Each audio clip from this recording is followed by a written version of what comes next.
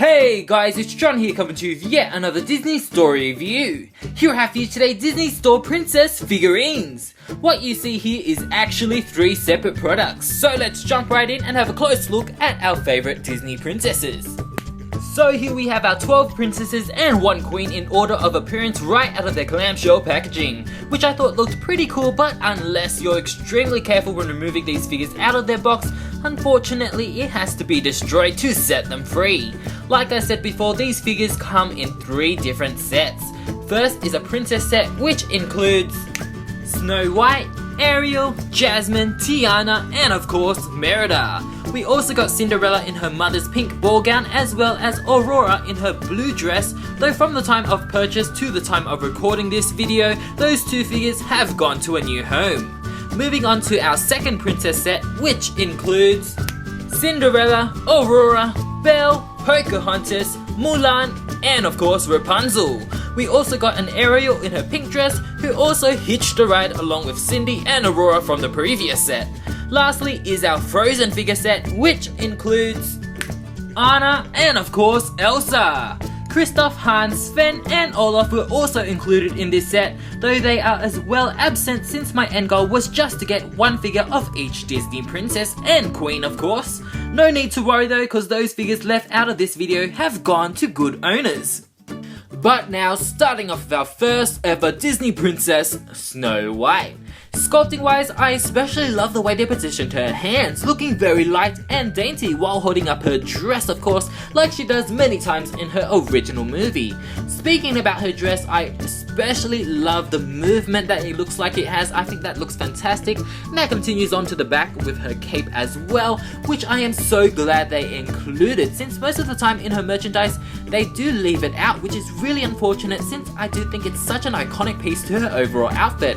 Along with the cape, of course, she also has her big collar, teardrops on her sleeves, the gold lining in the middle of her bodice, the clasp on the cape, some really nice lace detailing at the bottom of the dress portion itself, and as well, of course, we have to have her red ribbon in her hair. As for paint, I think they did a fantastic job staying true to her original colours, with the light yellow on her dress itself, the red inner lining on the cape with the darker bit outside. Of course, we have to have the red lipstick. Something a little bit odd about her though is that it appears that she has red eyes, which is a little bit off-putting, but you can't tell at all unless you really look for it. And now moving on to our second Disney princess and my personal favourite, it's Cinderella. Sculpting wise, she has quite a few similarities compared to Snow White, such as the big flowy dress, which looks like it has some movement to it. We have the nice lace detailing at the bottom skirt portion itself, and of course she's holding her dress very dainty, just like Snow White, though she is using both hands since her ball gown is quite big. I especially love the concept of the ball gown. I think it just looks fantastic, though it is very simple compared to others. She doesn't have as much aspects to it. I think that's why I love it. Just the simplicity of just the perfect fairy tale ball gown is captured through what we see right here. Of course, she also has the nice detailing of her headband and collar as well, though paint job isn't as great as you guys can see right there. Her head as well does seem a little bit smaller. I don't know if it's because she has a bun or because just the head just looks strange or the paint job, but something is a little bit off there. Something I do love though is that they stay true to her original hair color, which is kind of a strawberry blonde kind of look, which I think really suits her compared to the platinum blonde they've been using throughout many promotional images throughout the years. So I'm so happy they have reverted back for these figures.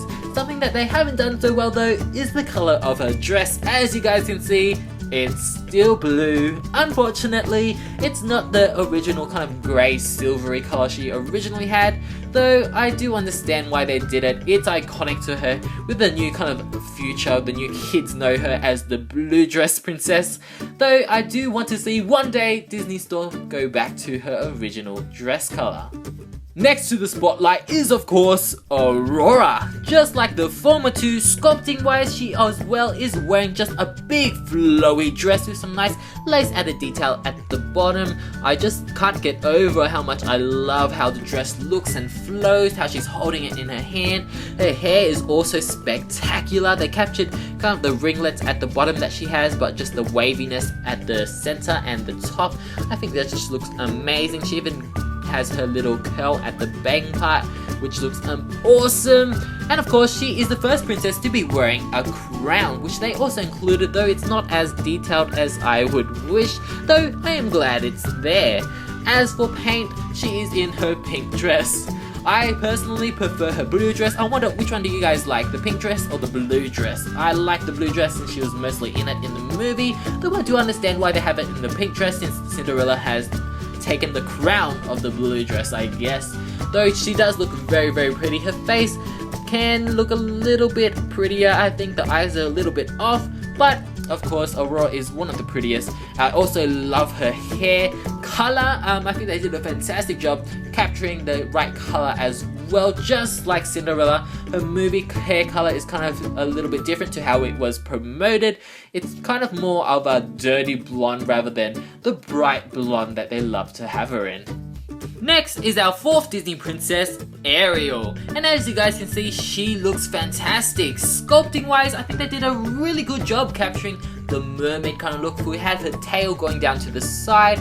She has the slim waist. I think her face looks perfect. They did a really, really good job. And something I especially love is her hair. I think that just looks absolutely amazing. They captured kind of the essence of how it looks like when it's in water. It's really come just flowy and big and out there, which looks fantastic. Something I'm not too fond of though is that some of the princesses have bases. I'd rather them just freestand like the former three we just saw, though I do understand why Ariel does have a little base, and the one that she does have some beautiful detailing on it. As you guys can see, she's sitting on this kind of curved rock. There's some beautiful like coral at the top here.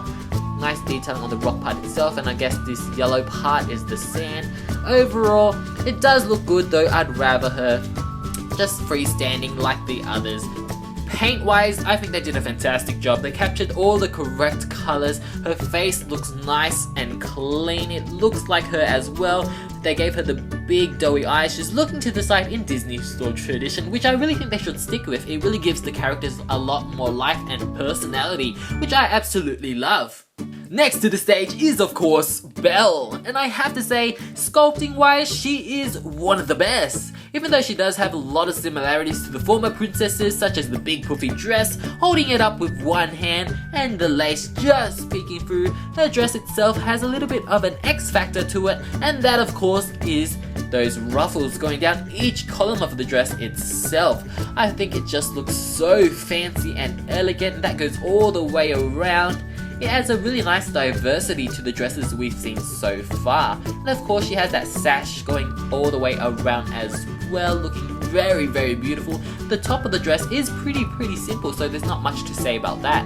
Her hair looks fantastic as well, sculpted, kind of flowing like she's dancing. It's blown in the wind, and of course, as you guys can see, she's holding a pretty rose. And I think that's just a fantastic added detail to her character. As for paint, they stay true to the original colors with the light yellow and dark yellow combining together with the two tones. I think it looks fantastic. Her hair is dark brown, and it just looks fantastic as well, with the sculpt going all the way back into the bun, just like it is in the movie. Overall, I think Belle is one of the best. Her face also looks really pretty. Next up is Jasmine, sculpted quite uniquely in kind of a mid-dance position, which I actually quite like. Interestingly as well, they also included her with a shawl that she holds in her hands behind her back. It's very nicely detailed, though I'm not quite sure why they included it, since I don't think she ever held one in any of her movies. I could be wrong though. It does give off an overall really nice effect, since she does have a very simple costume overall, with the big hammer time baggy pants and the crop top. Of course, she also has her bling bling, which is her earrings, her necklace, her headband that wraps all the way around. We have her hair ties as well. Her hair overall is sculpted magnificently. I love how it's big at the bottom and big at the top here. just like the movie. They did a really fantastic job with most of these sculpts. I actually think this one is spot on. As for paint, of course, they stay true to most of the colors. Her face looks fantastic. She's very pretty. It looks crisp and clean. Something that's not so accurate though are her shoes. Though they do look very accurate with the pointy toes, I actually think it's supposed to be the same color as the rest of the outfit. Again, I could be wrong, I'm not too familiar with her shoes, but I don't think they were gold. But I can see why they did it gold since she had gold jewelry on as well. Something I don't like though, the base. The base, folks. Not a big fan of the base, though I do know why they used it. Since she's only standing on one foot, it would have been incredibly difficult for her to stand. Though, I just really don't like the bases. They kind of just pop out, especially when they use just these round ones that have that bright color. Not a fan of the base. But moving on to our next Disney princess though, who of course is Pocahontas. She overall has a very simple costume, so there's not really much to talk about. As for sculpting, I am really glad they included her mother's necklace, of course, since that is kind of a key symbol of Pocahontas herself. But overall, I really love her posture and her pose. She's just kind of looking beyond the seaside or the nature, watching John Smith sail back to England, I don't know, but I just love the pose. It makes her look very noble, very elegant yet strong. I think that's just an absolutely incredible thing to pull off. And of course her hair is like flowing in the wind, looking very awesome. I think I just overall love the sculpt. It's really simple, though it just really looks fantastic. As for paint, again, very simple. They captured her skin color correctly, not too dark, not too light. Her face looks incredible, very pretty. I think one of the best so far.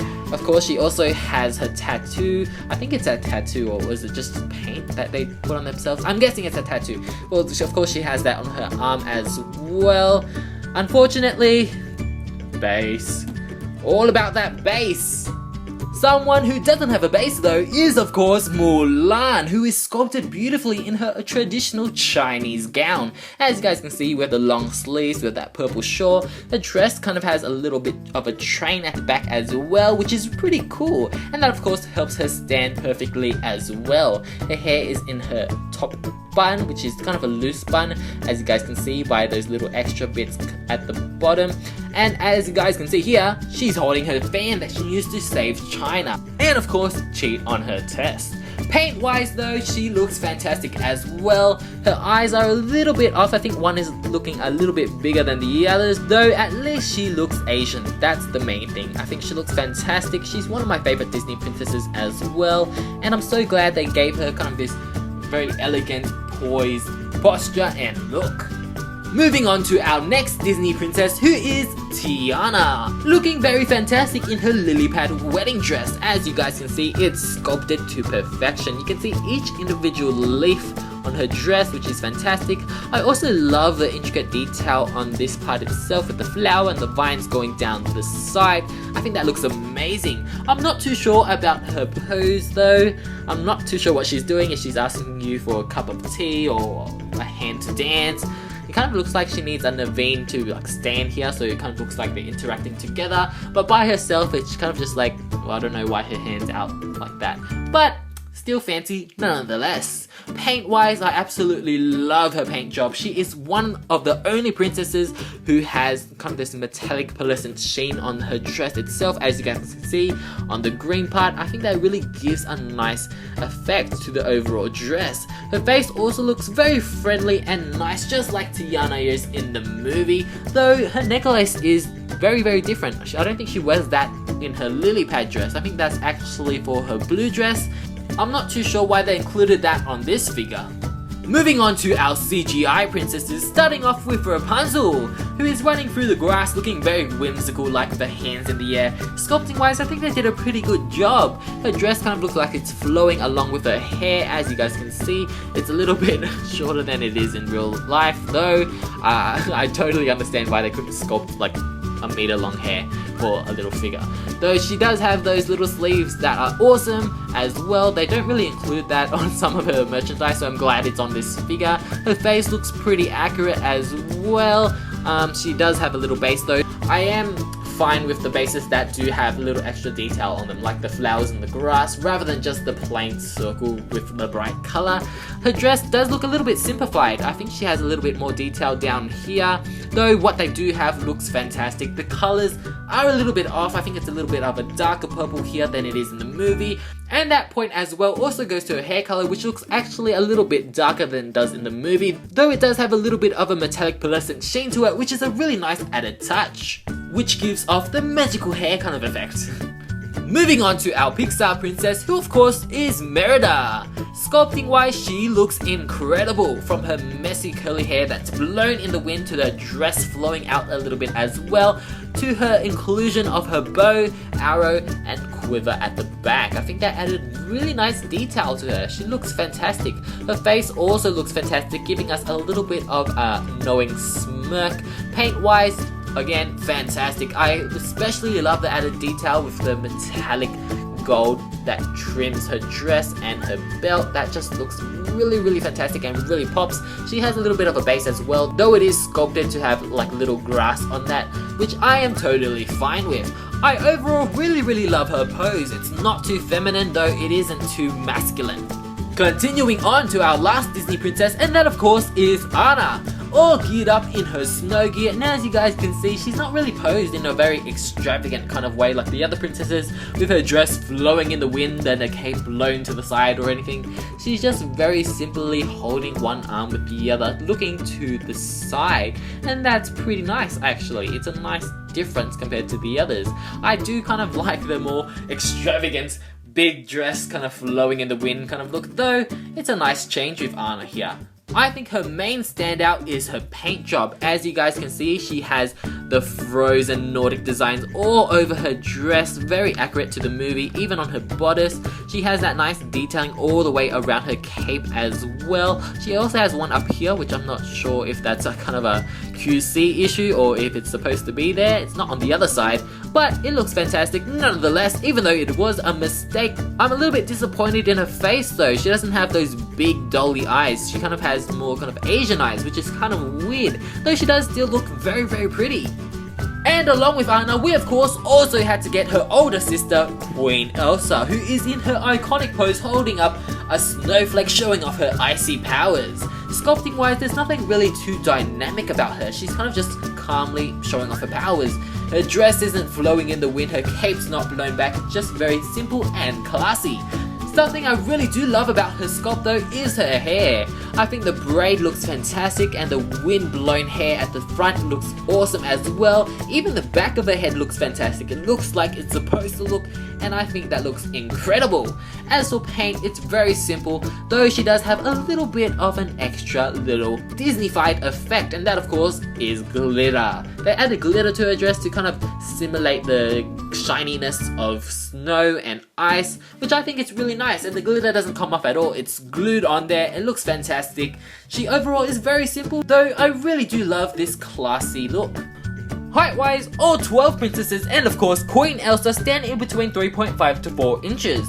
The frozen figures do appear to be slightly in smaller scale though, since they weren't part of the original Disney princess figure sets, but instead their own frozen figure set. I'm sure though that when Elsa and Anna join the Disney princesses officially, a new set of the 12 princesses and the Queen will be created and in perfect scale. Overall, I surprisingly really love these figures. I think for the most part, the sculpting is on par to what we see on the big screen, and even though the paint is less than perfect, I just love how they use more accurate classic colors for certain princesses that have been changed over the years, which is unfortunate.